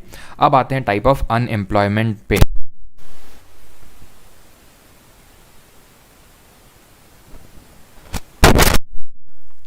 वॉइस आ रही है अभी? आई थिंक बीच में चली गई होगी क्या? चलो, तो यहाँ पे हम देखते हैं टाइप्स ऑफ अनएम्प्लॉयमेंट, ठीक है। टाइप्स ऑफ अनएम्प्लॉयमेंट, बेरोजगारी के प्रकार। छोटा सा टॉपिक है, इंपॉर्टेंट सा टॉपिक है, ठीक। तो बेरोजगारी, अब आप यहाँ पे देखिएगा कि अगर आप बेरोजगार हैं तो आप किस तरह के बेरोजगारी में हैं, ठीक है। यहाँ पे भी मुझे पक्का पता है डिफरेंट टाइप के अनएम्प्लॉयड लोग होंगे। अब आप देखिएगा कि आप किस तरह के अनएम्प्लॉयमेंट पे फॉलो होते हैं, ठीक है। सबसे पहला देखते हैं संरचनात्मक बेरोजगारी, that is structural unemployment, unemployment, ठीक है, यानी कि इसको बोलते हैं संरचनात्मक, संरचनात्मक बेरोजगारी। इसमें क्या होता है, इसमें ये होता है कि there is a mismatch, there is a mismatch between workers skills, workers की जो स्किल अवेलेबल है हमें, और जो अवेलेबिलिटी ऑफ जॉब से, जो जॉब अवेलेबल है उसमें जो स्किल चाहिए, अवेलेबिलिटी ऑफ जॉब, जो स्किल चाहिए उस जॉब को करने के लिए, वो उस वर्कर के पास नहीं है, इसलिए वो वर्कर अनएम्प्लॉयड है, ख़त्म बात। जैसे फॉर एग्जांपल आज को टेक्नोलॉजिकल डेवलपमेंट हो रहे हैं, आज आईटी सेक्टर में बहुत लोग, जैसे कि मान लेते हैं गांव के जो लोग हैं, अब उनको शहर में ले जाके एक एमएनसी में बिठा दिया जाए कि जो लोग मतलब जो अनएम्प्लॉयड है, मैं कोई वो नहीं कर रहा हूँ, बस इतना सिंपल सा आप भी जानते हैं कि मान लेते गाँव के लोगों में क्या है कि उतना ज़्यादा एजुकेशन नहीं है अभी, है ना, और उतना ज़्यादा टेक्नोलॉजिकल एडवांसमेंट भी नहीं है, रियलिटी है। तो अगर उनको एमएनसी में आप बिठा दोगे, एमएनसी में वो जॉब सर्च करने जाएंगे तो उनको नहीं मिलेगी जॉब। लेकिन आजकल जो जॉब अवेलेबल है वो वही वाली जॉब है, क्योंकि टेक्नोलॉजिकल डेवलपमेंट हो रहा है। तो वो अनएम्प्लॉयड क्यों है? क्योंकि जो स्किल चाहिए जॉब करने के लिए वो है नहीं उनके पास। That is called a structural unemployment. अब यहाँ पे एजुकेटेड अनएम्प्लॉयमेंट से कंफ्यूज नहीं करना है। एजुकेटेड अनएम्प्लॉयमेंट इसका आप सब टाइप मान सकते हो, इसी का एक सब टाइप है। एजुकेटेड अनएम्प्लॉयमेंट ये प्राइमरली इंडिया में देखने को मिलता है, जहाँ पे लोगों के पास डिग्री तो है सारी, लेकिन फिर भी अनएम्प्लॉयड हैं, एम्प्लॉयमेंट नहीं है। तो जब आपसे एजुकेटेड के बारे में पूछेगा ना, तो पक्का education as a term mention करेगा क्वेश्चन में। एजुकेटेड अनएम्प्लॉयमेंट प्राइमरली इंडिया में ज़्यादातर देखने को मिलता है, जहाँ लोगों के पास डिग्री तो है लेकिन फिर भी एम्प्लॉयमेंट नहीं मिल रहा है, ठीक है, एजुकेटेड अनएम्प्लॉयमेंट हो गया। दूसरा देखते हैं, तो स्ट्रक्चरल में जैसे कि वही मैं लिख सकता हूँ एग्जांपल, अगर मुझे लिखना हो तो मैं टेक्नोलॉजिकल एडवांसमेंट लिख सकता हूँ। सीडीएस तो जो अभी हुआ था ना, इससे पहले जो हुआ था सीडीएस 1 2023, उसमें क्वेश्चन पूछा गया था कि which kind of unemployment will be due to the incoming of new technology. अभी मुझे इस वजह से याद है बिकॉज मैंने एग्ज़ाम से एक दिन पहले ही सीडीएस वालों को ये करवाया था, जस्ट शाम को हम लोग कर रहे थे और सुबह क्वेश्चन आ गया, ठीक है। तो टेक्नोलॉजिकल डेवलपमेंट से स्ट्रक्चरल अनएम्प्लॉयमेंट क्रिएट होगा। दूसरा देखते हैं, दूसरा है आपका फ्रिक्शनल, लिख लेते हैं यहाँ पे, ठीक है, फ्रिक्शनल अनएम्प्लॉयमेंट। फ्रिक्शनल अनएम्प्लॉयमेंट क्या है? इसको बोलते हैं घर्षण बेरोजगारी। घर्षण हो रहा है अभी, फ्रिक्शन तो फिजिक्स में होता है, फ्रिक्शन फिजिक्स में होता है, ठीक। क्या होता है फ्रिक्शन? जब किसी दो चीज़ों के बीच में, जैसे टायर और रोड के बीच में फ्रिक्शन है, ठीक है। तो फ्रिक्शनल अनएम्प्लॉयमेंट वो होता है जब वाइल टाइप ऑफ अनएम्प्लॉयमेंट, ठीक है, यहाँ पे मैं लिख देता हूँ ताकि नोट भी आप बना सकें। टाइप ऑफ अनएम्प्लॉयमेंट, ठीक है, in short, while searching for a new job. यहाँ पे कीवर्ड है जिसको मैं बड़ा बड़ा लिख रहा हूँ, while searching for a new job. इसका बेस्ट एग्जाम्पल मैं आपको देता हूँ। आप में से काफ़ी लोग यहाँ पे ऐसे होंगे, हैं भी, मैं पर्सनली भी जानता हूँ, कि जो अपनी जॉब में अभी छोड़ के आए हैं, ठीक है, अभी एक पर्टिकुलर पीरियड लेके आए हैं, लीव पे हैं, ताकि वो फर्दर एक बेटर जॉब के लिए प्रिपेयर कर सकें, ठीक है। जैसे काफ़ी लोग एसबीआई में एम्प्लॉयड हैं, जैसे फॉर एग्जांपल बैंक की जॉब कर रहे हैं, ठीक है, बैंक की जॉब कर रहे हैं, लेकिन अब वो करना चाहते हैं बेटर, मान लेते हैं जॉब, जैसे वो सीजीएल के थ्रू जॉब लेना चाहते हैं, तो उन्होंने अपने लीव पीरियड ले रखा है ताकि वो एक बेटर जॉब कर सकें। जॉब उनके पास है अगर अभी चाहें तो, लेकिन for in the search of better job, जैसे आपकी सीजीएल में लग जाती है, देन आप करना चाहते हो, मान लो इनकम टैक्स ऑफिसर बन गए, लेकिन आपको लगा यार इनकम टैक्स ऑफिसर बन गए, यूपीएससी का लिखेंगे सीधे आईआरएस बन जाएंगे, रेवेन्यू सर, तो सीधे जो 10 साल लगेगा हमें प्रमोशन में वो सीधे टाइम बच जाएगा, तो यूपीएससी की प्रिपरेशन करते हैं। तो जो आप उस बीच में टाइम अनएम्प्लॉयड रहोगे ना, उसको बोलेंगे फ्रिक्शनल अनएम्प्लॉयमेंट। क्यों? क्योंकि आपको बेटर जॉब चाहिए, न्यू जॉब चाहिए, ठीक है, बेटर प्रॉस्पेक्ट चाहिए। थर्ड देखते हैं यहाँ पे, third is disguised unemployment. Disguised unemployment का मतलब होता है प्रच्छन्न बेरोजगारी, ठीक है, प्रच्छन्न बेरोजगारी। ये हमें देखने को मिलती है इंडिया के यूजुअली एग्रीकल्चर जो सेक्टर है उसमें। इसका मतलब होता है कि वो अनएम्प्लॉयमेंट जो है तो लेकिन दिख नहीं रहा है। जैसे कि ये एक एग्रीकल्चरल फील्ड है, इसमें मान लेते हैं कि 5 लोग काम कर रहे हैं, ठीक है, और एक टन वीट का प्रोडक्शन कर रहे हैं, ठीक है, 1 टन वीट का प्रोडक्शन कर रहे हैं। फिर मैंने क्या किया, मैंने देखा कि ये दोनों कुछ ज़्यादा खास ऐड नहीं कर रहे हैं, या फिर किन्हीं दोनों को मैं हटा देता हूँ, किन्हीं दोनों को, नॉट जस्ट कि यही दोनों मक्कार हैं, किन्हीं दोनों को मैं हटा देता हूँ, मान लेते हैं इन दोनों को मैं हटा देता हूँ, 3 लोग बचते हैं, फिर भी 1 टन का ही प्रोडक्शन हो रहा है। यानी कि साफ साफ क्या दर्शा रहा है कि ये लगे तो हुए हैं, एम्प्लॉयड तो दिख रहे हैं, लेकिन एक्चुअल में ये अनएम्प्लॉयड हैं। क्यों? क्योंकि इनके रहने ना रहने से ज़्यादा कुछ फ़र्क पड़ नहीं रहा है। यानी कि इनकी जो मार्जिनल प्रोडक्टिविटी है दैट इज़ ज़ीरो, इनकी जो मार्जिनल प्रोडक्टिविटी है वो है ज़ीरो। दैट मीन कि ये है अनएम्प्लॉयड। कैसे अनएम्प्लॉयड? डिस्गाइज्ड, क्योंकि लगे तो हुए हैं, किसी को दिख नहीं, सबको लग रहा है कि देखो यार एम्प्लॉयड हैं, रोजगार इनके पास, खेत में लगे हुए हैं, लेकिन ये है नहीं, ठीक है, एम्प्लॉयड। तो ये हमें प्राइमरली अपने इंडिया के एग्रीकल्चरल सेक्टर में देखने को मिलता है। इस तरह का आपसे क्वेश्चन भी पूछता है, अभी हम देखेंगे, एसएससी ने पूछे भी हैं कि इंडिया के एग्रीकल्चर सिस्टम में किस तरह का डिस्गाइज अनएम्प्लॉयमेंट है। इंडिया के यूथ के बीच में क्या है? एजुकेटेड अनएम्प्लॉयमेंट है। 4th पे आते हैं, इस यहाँ पे लिख लेते हैं आगे, 4th पे आते हैं, दैट इज़ साइक्लिकल, ठीक है, साइक्लिकल अनएम्प्लॉयमेंट, दैट मीन चक्रीय बेरोजगारी, ठीक है, साइक्लिकल अनएम्प्लॉयमेंट, इसको बोलते हैं हिंदी में चक्रीय बेरोजगारी। चक्रीय साइकिल ये यूजुअली होता क्या है कि जैसे कोविड के टाइम पे काफ़ी लोगों ने जॉब लूज़ कर दी, फिर अभी इस टाइम देखा जाए तो काफ़ी सारी कंपनीज हैं ले ऑफ कर रही हैं, lay off, Facebook, Google, India में भी इन्फोसिस, ये सब ले ऑफ, मतलब भाई निकलो अब जॉब से। क्यों? क्योंकि वो एक साइक्लिकल डाउनटर्न आता है जिसकी वजह से लोगों को या फिर कंपनीज़ को जॉब से निकालना पड़ता है। साइक्लिकल डाउनटर्न मतलब वो डाउनटर्न, वो एक फेज़ आता है इकोनॉमी में जब इकोनॉमी ग्रोइंग फेज़ में नहीं होती है। वो ऐसा बोला जाता है इकोनॉमिक्स के द्वारा कि वो हर पर्टिकुलर टाइम के बाद, जैसे 4-5 साल के बाद एक ऐसा टाइम आता है जब इकोनॉमी थोड़ी नीचे जाने लगती है। ग्लोबल इकोनॉमी हर जगह यही होता है। फेसबुक में भी ले ऑफ हो रहे हैं, गूगल में भी हो रहे हैं, इंडिया में भी हो रहे हैं, ठीक है, जो हम कंपनीज़ हैं बड़ी बड़ी, ठीक है। जैसे कि कोविड के टाइम पे वो हुआ चीज़, यही ग्रेट रिसेशन, जब भी मैं आपको बता रहा था ग्रेट रिसेशन जो आया था, क्वेश्चन इस पे बन भी चुका है कि जब रिसेशन होता है तो कौन सा टाइप ऑफ अनएम्प्लॉयमेंट होता है, तो साइक्लिकल अनएम्प्लॉयमेंट होता है। क्यों? क्योंकि भाई रिसेशन जो होता है, साइक्लिकल जो डाउनटर्न होता है इकोनॉमी में, वो बोला जाता है हर 5 से 6 या फिर 8 से 10 साल में एक बार आता है। इकोनॉमी खुद को ऑटो करेक्ट करती है। उस केस में क्या होता है कि क्योंकि डिमांड घट जाती है तो कंपनीज उतना प्रोडक्शन नहीं करती हैं, तो उस वजह से धीरे धीरे क्या होता है, साइक्लिकल डाउनटर्न होता है और लोगों को जॉब से निकालना पड़ता है। लेकिन फिर एक पर्टिकुलर टाइम के बाद जब इकोनॉमी रिवाइव करती है तो फिर से लोगों को जॉब मिल जाती है, तो साइक्लिकल अनएम्प्लॉयमेंट उसको बोलते हैं। इसी का आप सब टाइप ही एक मान सकते हो, that is called as seasonal unemployment. Seasonal unemployment मतलब मौसमी बेरोजगारी। ये भी इंडिया में यूजुअली जो हमारा रूरल इकॉनमी है वहाँ पे देखने को मिलता है। जैसे कि जो एग्रीकल्चर में जो लोग लगे हुए हैं तो 6-7 महीने काम है, फिर पर्टिकुलर कुछ महीने वो फ्री रहते हैं। तो सर वो तो आप डिस्गाइज नहीं बताए थे एग्रीकल्चर वाला, तो बिल्कुल एग्रीकल्चर में 2 टाइप ऑफ अनएम्प्लॉयमेंट हो सकते हैं, डिस्गाइज्ड भी है, सीजनल भी है। अब जैसे फॉर एग्जांपल ये 3 लोग, ये डिस्गाइज्ड अनएम्प्लॉयड नहीं है, इनका रहना ज़रूरी नहीं तो 1 टन का प्रोडक्शन नहीं होगा, ठीक है, लेकिन ये 3-4 महीने फ्री बैठे रहते हैं, तो उस केस में जो उनका अनएम्प्लॉयमेंट है ना वो सीजनल वाला होगा। इन दोनों का डिस्गाइज्ड वाला है, उन तीनों का सीजनल वाला हो जाएगा। या जो दिवाली के टाइम पे मान लेते हैं, जो जैसे हमारे कुम्हार लोग हैं, तो दिवाली के टाइम पे उनकी अभी सेल बहुत बढ़ेगी, लेकिन बाकी उतना ज़्यादा नहीं रहता है, दैट मीन कि सीजनल वाला। मान लेते हैं कि जो झालर बेचता है ना किसी चीज़ पर डिपेंडेंट है कि पर्टिकुलर महीने पे एम्प्लॉयमेंट मिला हुआ है और पर्टिकुलर में नहीं मिला हुआ है। सिंपल, ख़त्म हो गया आपका, और सभी लोग समझ भी गए होंगे आई थिंक। बताइए, ठीक है। साइक्लिकल वाला समझिए कि जब आपके बिजनेस साइकिल, यहाँ पे कीवर्ड अगर आपसे पूछेगा तो जो बिजनेस साइकिल की वजह से जो अनएम्प्लॉयमेंट होता है वो साइक्लिकल अनएम्प्लॉयमेंट होता है, ठीक है। यहाँ तक सभी को क्लियर? बताइए।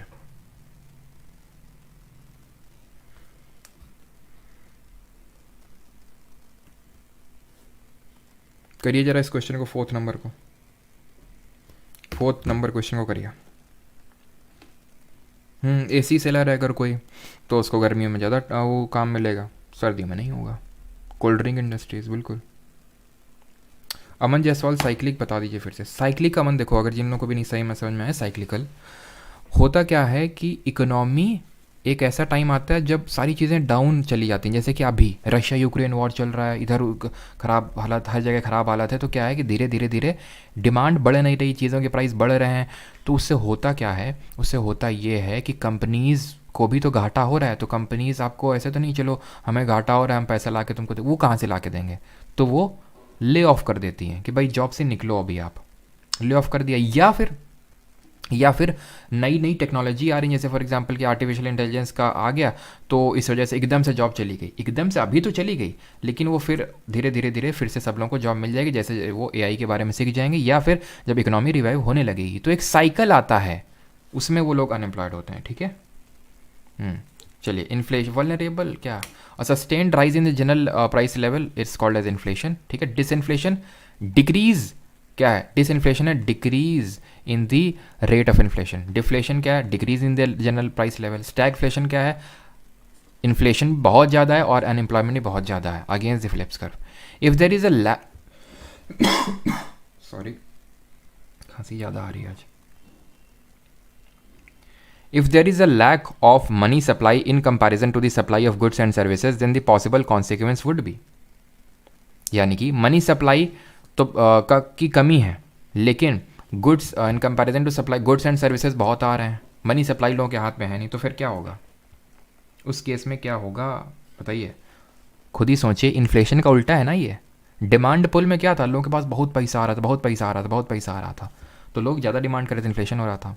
ठीक है, या दूसरा केस क्या था, बहुत शॉर्टेज हो रही थी किस चीज़ की, गुड्स एंड सर्विसेज की। यहाँ उल्टा हो रहा है, एक तो पैसा नहीं है ऊपर से वो बहुत ज़्यादा बढ़ रहे हैं। जैसे मैं टमाटर बेच रहा हूँ, खरीदने ही नहीं आ रहे हैं लोग, मेरे पास बहुत ज़्यादा और टमाटर हो रहा है, पहले से ज़्यादा टमाटर हो रहा है, लोगों के पास पहले से कम पैसा हो गया, मतलब कि मुझे बहुत ही लो लेवल में बेचना। भाई को ले जाओ, 2 रुपये किलो में ले जाओ, ले तो जाओ 2 रुपये किलो में ले जाओ, यानी कि डिफ्लेशन हो जाएगा।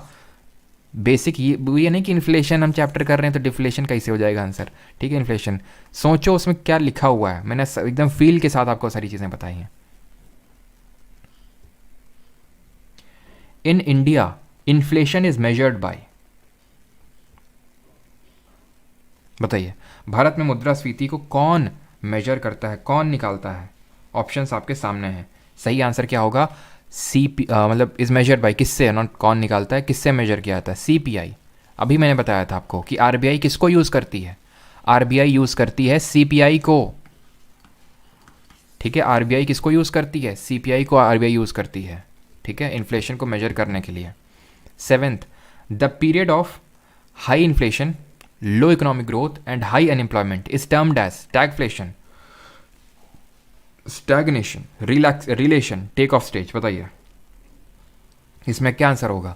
अब स्टैग्नेशन और स्टैगफ्लेशन में आप कंफ्यूज हो जाएंगे। स्टैग्नेशन का मतलब है इकोनॉमी की ग्रोथ रुक गई, इकोनॉमिक ग्रोथ रुक गई। आपने ये वोकैब पढ़ी होगी इंग्लिश में। स्टैग्नेंट का मतलब होता है जो कोई चीज़ रुक जाती, थम जाती है, स्थिर हो जाती है।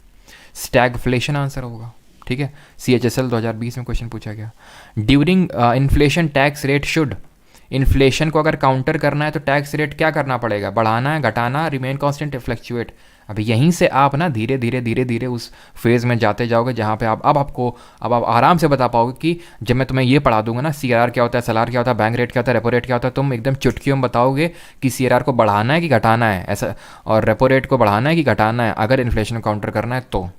ठीक, तो इन्फ्लेशन को अगर काउंटर करना है तो टैक्स रेट आप क्या करो, टैक्स रेट बढ़ा दो ताकि लोगों के हाथ में पैसा कम बचे। पैसा कम बचेगा तो डिमांड ही नहीं करेंगे, तो आपको इंक्रीज़ कर देना है। ठीक है, 9th, economic growth is normally coupled with, normally usually economic growth है तो coupled with inflation, deflation, stagflation, hyper inflation. बताइए नॉर्मल ईयर्स में आपसे पूछा जा रहा है तो नॉर्मल ईयर्स में क्या होता है, इन्फ्लेशन होता है, थोड़ा बहुत इकोनॉमिक ग्रोथ। अभी मैंने बताया था नॉर्मल ईयर में क्या होता है, इन्फ्लेशन और इकोनॉमिक ग्रोथ ये होता है। लेकिन स्टैगफ्लेशन केस में देखो इन्फ्लेशन है, इकोनॉमिक ग्रोथ है, अनएम्प्लॉयमेंट घट रहा है, एम्प्लॉयमेंट बढ़ रहा है, फिलिप्स कर्व।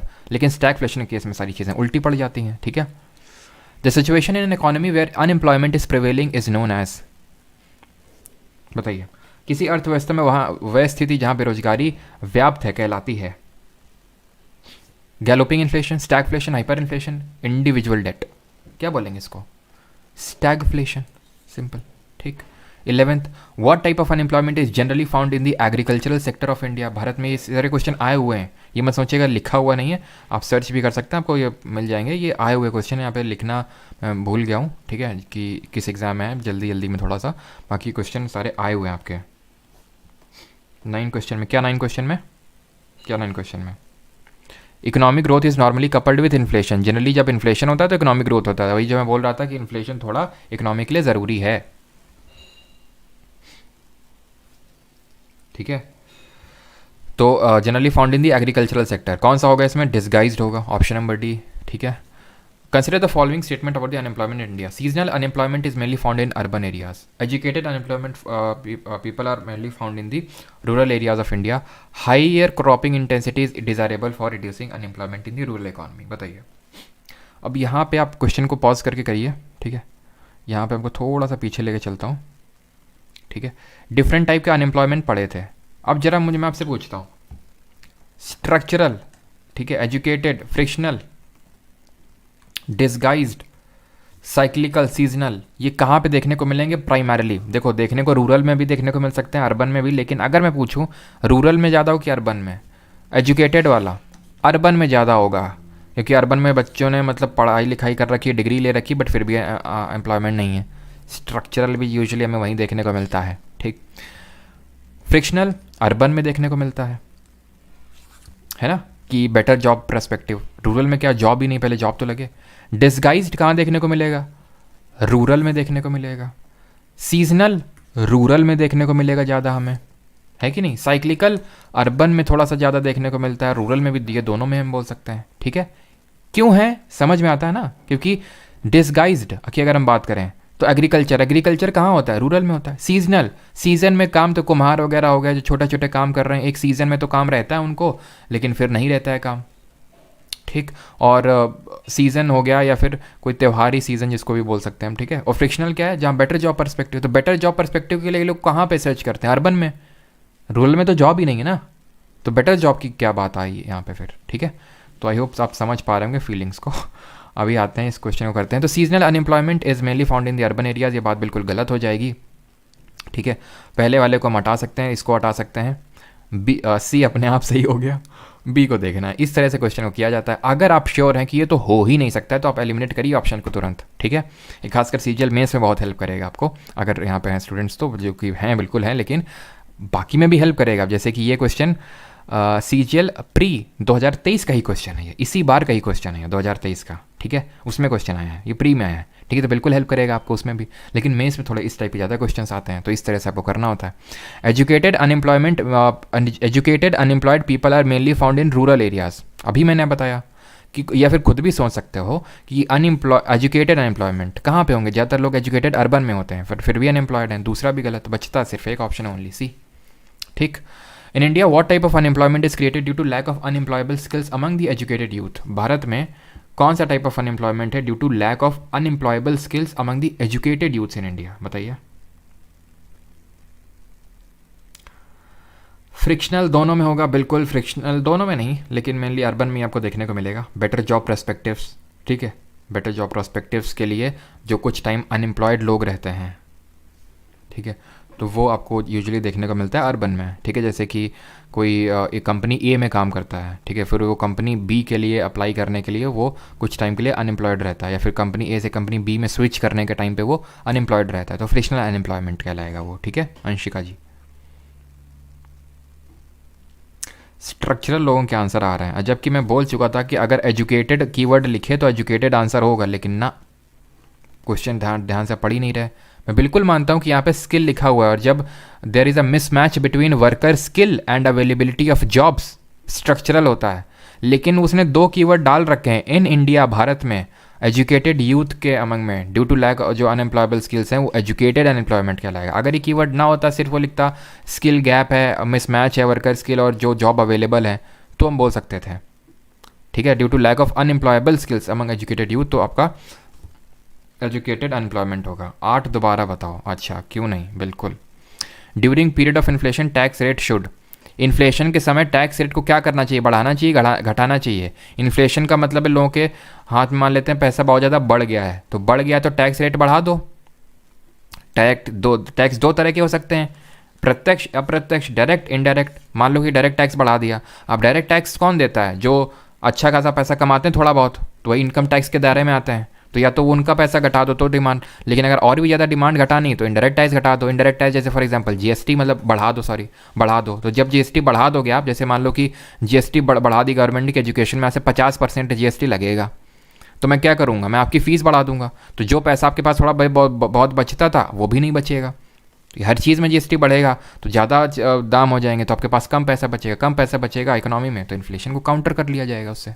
ठीक है, अब यहाँ पे आते हैं thanks, like, share and subscribe करने से पहले ये क्वेश्चन करिए। इस क्वेश्चन के 2-3 क्वेश्चन हैं, इनको करते हैं। Lack of financial discipline by the government can lead to excess expenditure, inflation. किस में बताइए? अगर फाइनेंशियल डिसिप्लिन ना दिखाए गवर्नमेंट ने तो क्या होगा उससे?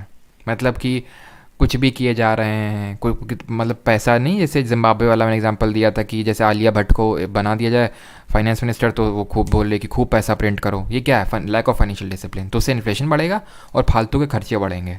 खर्चे बढ़ रहे हैं, इन्फ्लेशन बढ़ रहा है। ठीक है, option number D, both and A and B. ठीक है, टू कॉम्बैट इन्फ्लेशन ये हम करेंगे मनी एंड बैंकिंग चैप्टर में। ठीक है, यूजुअल मॉनेटरी पॉलिसी हम देखेंगे। मॉनेटरी पॉलिसी उसको क्या बोलते हैं? वैसे आंसर तो इसका हॉकिश होगा, बट फिर भी हम नेक्स्ट लेक्चर में देखेंगे उसको। ठीक है, अभी नहीं। चलिए, which of the following statement is true regarding the disinflation? CPO 2022 पूछा गया, डिसइन्फ्लेशन। अब बता दीजिए डिसइन्फ्लेशन क्या होता है। ये आपका आखिरी क्वेश्चन है, और फिर बताइए कि कैसा लगा आपको आज का लेक्चर।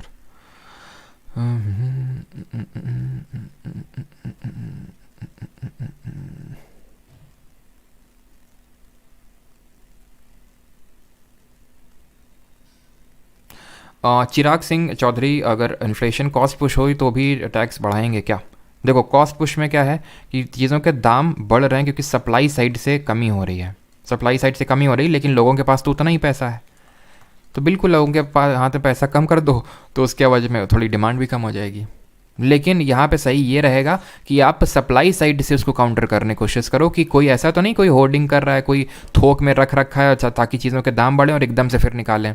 तो गवर्नमेंट फिर वहाँ चेक करेगी कोई ऐसा तो नहीं एकदम, क्या बोलते हैं उसको, मुझे टर्म याद नहीं आ रहा है, जो मतलब ये कोल्ड स्टोरेज में होते हैं उसमें थोक में ऐसे रखते हैं और वेट करते हैं कि प्राइस बढ़े और फिर निकालते हैं। तो उस साइड वहाँ गवर्नमेंट फिर चेक करती है उस चीज़ को। ठीक है, अच्छा ये बताओ, एक क्वेश्चन के साथ तो मैं छोड़ जाता हूँ। एमएसपी बढ़ाने से क्या होगा? इन्फ्लेशन घटाने में मदद मिलेगी या फिर बढ़ेगा? तो डिसइन्फ्लेशन क्या होता है? Decrease in the rate of inflation. A scenario when inflation is mainly due to inflation of only a few commodities and not all commodities and overall decrease in prices over a specific period. ये हो गया deflation का definition, ना कि डिसइन्फ्लेशन। A decrease in the rate of inflation, option number C यहाँ पे सही आंसर होगा। ठीक, अब एमएसपी क्या होता है? मिनिमम सपोर्ट प्राइस, जो आपका commission on agriculture cost and prices देता है, सीएसीपी अनाउंस करता है। जैसे वीट का, राइस का, ऐसे बहुत सारे हमारे होती है उनका वो अनाउंस करता है। अब सीए मान लेते हैं सीएसीपी अनाउंस तो गवर्नमेंट करती, डिसाइड ये करती है जैसे कि, ठीक है, कि मतलब इतना इतना होगा। ठीक है, तो एमएसपी गवर्नमेंट अनाउंस करती है कभी कभी। जैसे अभी क्या आने वाला है, अभी आने वाला है आपका, अभी आने वाला है चुनाव, मतलब चुनाव माहौल है। गवर्नमेंट क्या करेगी? लोन माफ़ कर देगी, एमएसपी बढ़ा देगी कि हम इतना एमएसपी देंगे। इससे क्या होगा? इन्फ्लेशन बढ़ेगा कि घटेगा? खुद ही सोचो। इससे होगा ये कि जो लोन दे सकते थे वो भी नहीं देंगे लोन। पहली बात, ज़्यादा लोगों के हाथ में पैसा बचेगा। एमएसपी ज़्यादा दे रही गवर्नमेंट, यानी कि उसी गेहूं के, चावल के दाम, एमएसपी का मतलब ये होता है कि तुम मार्केट में जाके बेचो, नहीं बचेगा तो हम तुमसे इतने में ले लेंगे, हम तुमसे इतने में ले लेंगे, जो हमने पहले बोल दिया सो हमने बोल दिया, हमारी बात पत्थर की लकीर। तो ज़्यादा अनाउंस कर देगा तो नहीं, ज़्यादा पैसा देना पड़ेगा, ज़्यादा पैसा लोगों के हाथ में जाएगा तो इन्फ्लेशन और बढ़ेगा। सिंपल। ठीक, तो यहाँ पे होता है हमारा लेक्चर का ख़त्म। और बाकी तो इस पे भी आ चुका है क्वेश्चन, एमएसपी पे, मिनिमम सपोर्ट प्राइस, सीएसीपी। और गन्ने के लिए एमएसपी अनाउंस कभी नहीं होता है, गन्ने के लिए होता है फेयर एंड रिम्यूनरेटिव प्राइस, इसको एफआरपी बोलते हैं। ठीक है, फेयर एंड रिम्यूनरेटिव प्राइस। ठीक है, ध्यान रखना। यहाँ तक सबको आ गया समझ? और कैसा लगा लेक्चर? अभी भी आरबीआई इंटरेस्ट रेट बढ़ा रहा है नीतीश कुमार, बिल्कुल सही आप बोल रहे हैं, इंटरेस्ट रेट बढ़ा रहा है बिकॉज इन्फ्लेशन है ना, इस वजह से। होर्डिंग बोलते हैं, बिल्कुल स्वीटी, होर्डिंग बोलते हैं उसको, काला बाजारी। सुधांशु, काला बाजारी।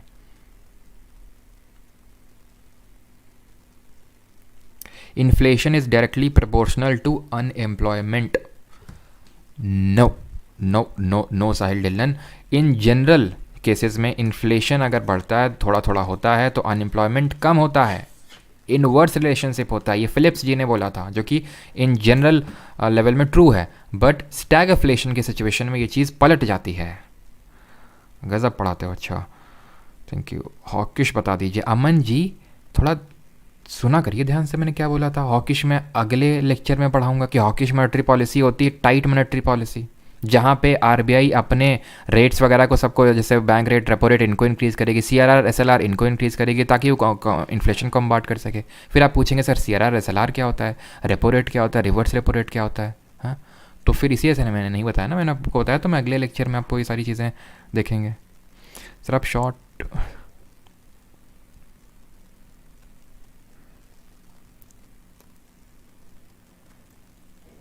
सर क्वेश्चन 5 में डीवैल्यूएशन भी तो हो सकता है। रुको, क्वेश्चन 5 क्या है?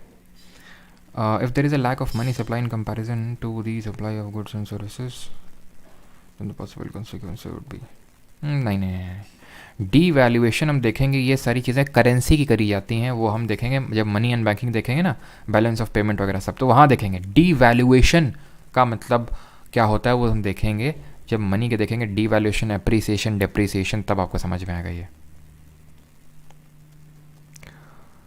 गर्दा कर दिए सर आप तो, अच्छा धुआं धुआं कर दिए, क्या बात है।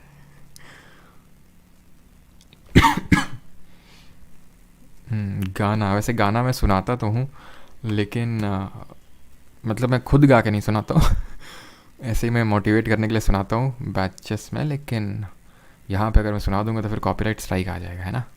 तो ये एक डाउन साइड है। ये कौन है भाई? माई लव परमार नाम से आईडी बना रखी है सुधर जाओ ज़रा।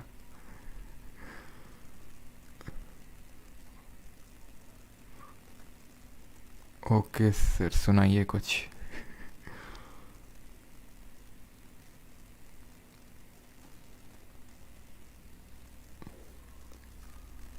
चलो भाई, अब कोई डाउट आउट है नहीं, फालतू के वो आ रहे हैं कमेंट्स, तो अभी बंद करते हैं लेक्चर को। और काफ़ी लोग पूछते हैं सर लेक्चर प्राइवेट क्यों जाता है? बिकॉज ये लेक्चर, ये पेड बैच के लेक्चर्स हैं जो फ्री स्ट्रीम किए जाते हैं लाइव यूट्यूब पे।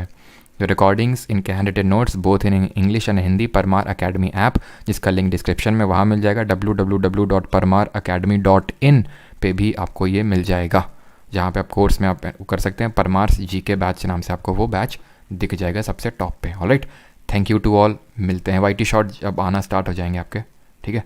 Thank you.